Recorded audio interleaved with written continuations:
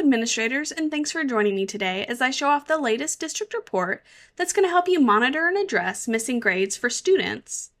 To find it, you'll go to District Reports, Grades, Gradebook, and then Students Missing a Grade in an Assignment.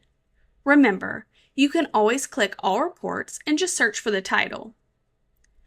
Once you open the report, you'll notice that it has a date range you can select. By default, that's going to be the current school year, but you can customize that as needed.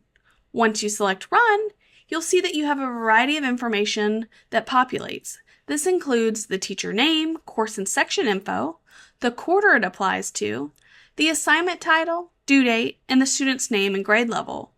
With all this information, you can easily identify where gaps in grading may exist. However, please be mindful and ask yourself the following questions. Has the quarter just started?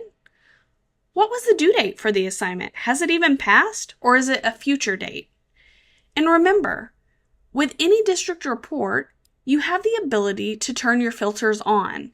And with those filters, you can fine-tune and find the information that you need, whether you're only wanting to look for a previous quarter or if you're looking for a certain date range. You have that ability. If you notice missing grades, you can quickly reach out to the teachers by clicking the message button right from the report.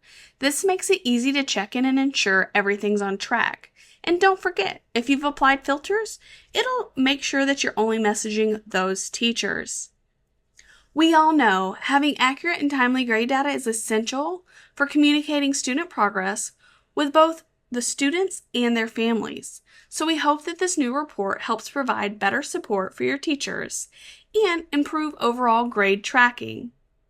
As always, thanks for joining us, and if you have feedback or would like to see other content created, please reach out.